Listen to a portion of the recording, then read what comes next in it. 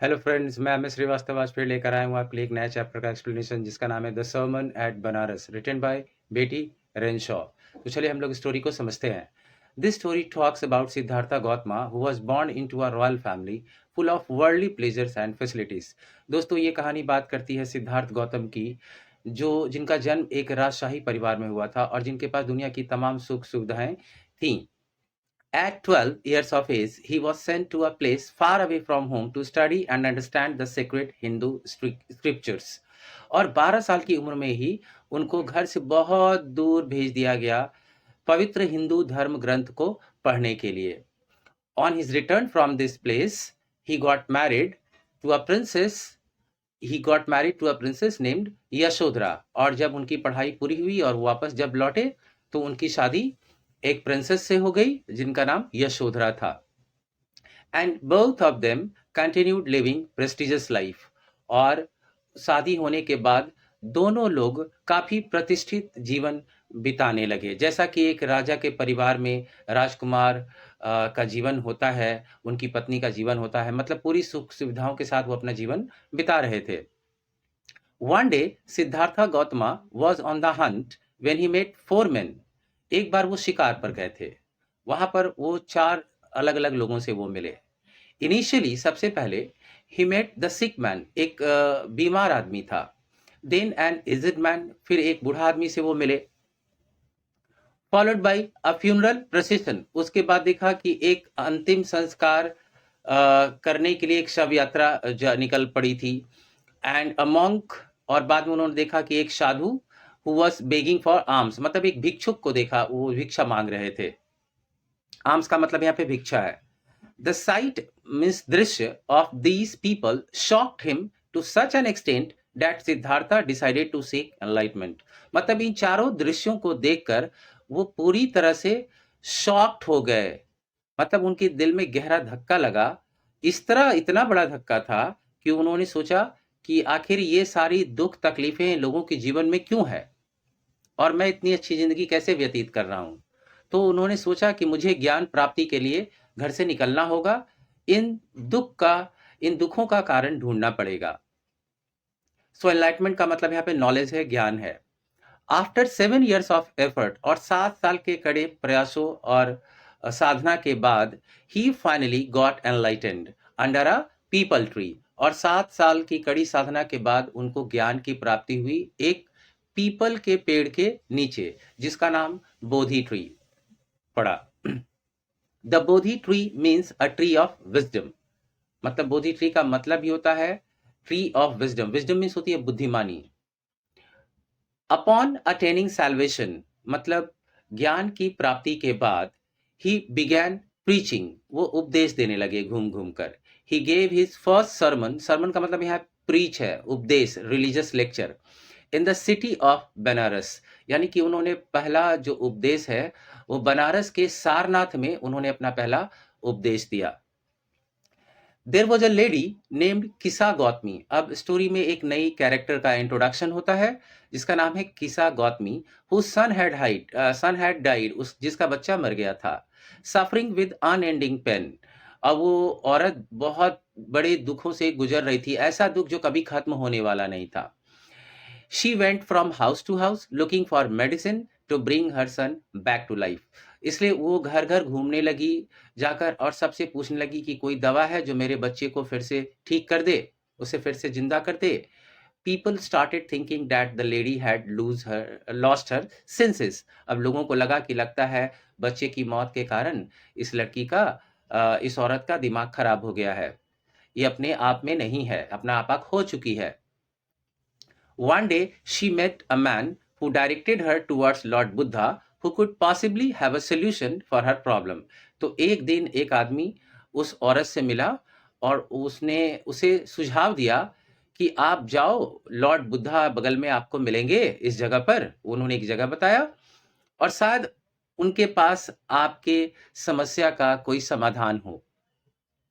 किसा Gautami immediately went on to meet the Buddha and cried.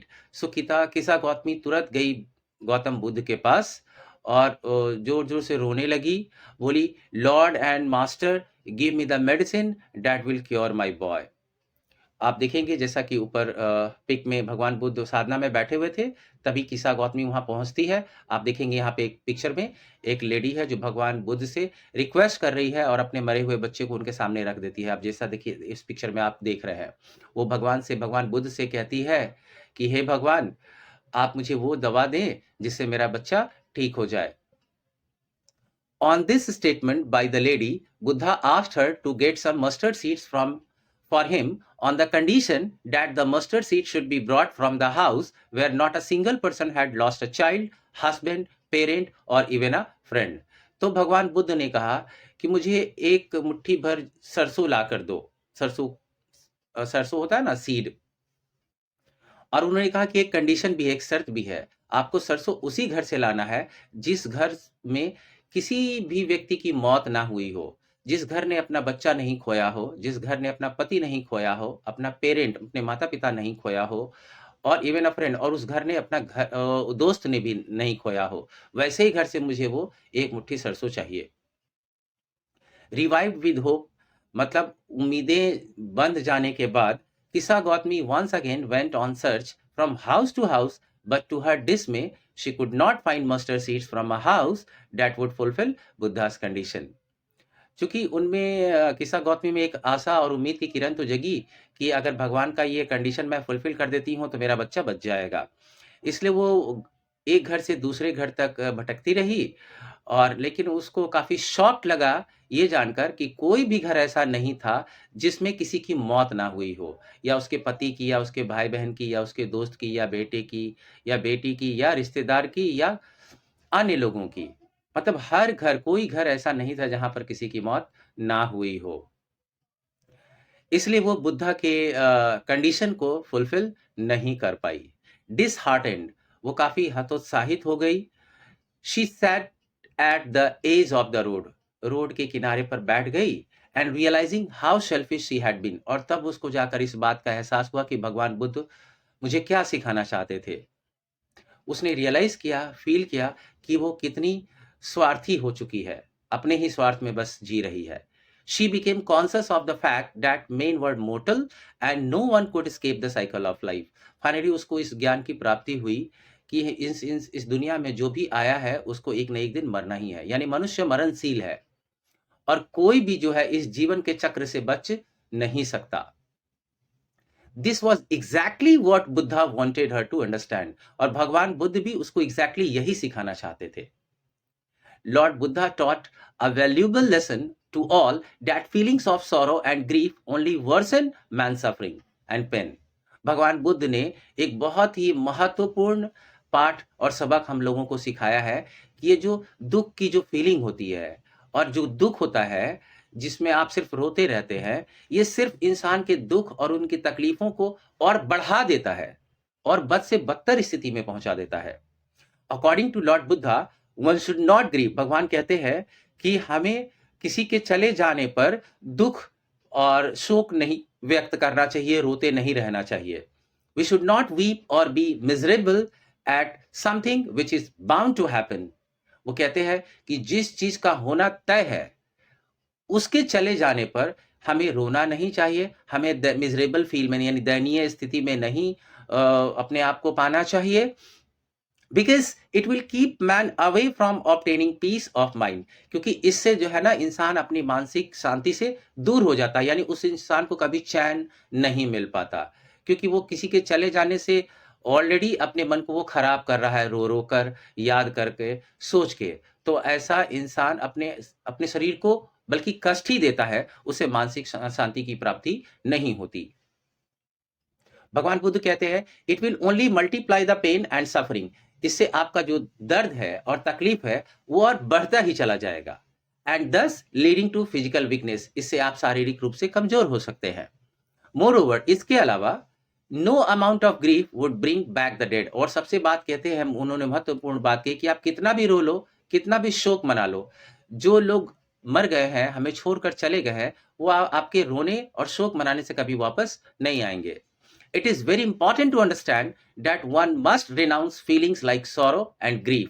भगवान बुद्ध कहते हैं कि ये जानना बहुत आवश्यक है कि हमारे अंदर जो sorrow और grief होता है, यानी दुख और तकलीफ जो हम लोग महसूस करते हैं या झेलते हैं, ऐसी फीलिंग्स को हमें त्यागना पड़ेगा। रिनाउंस मतलब त्यागना, मतलब दिल से हटाना पड़ेगा सॉरो और ग्रीफ जैसी फीलिंग्स को।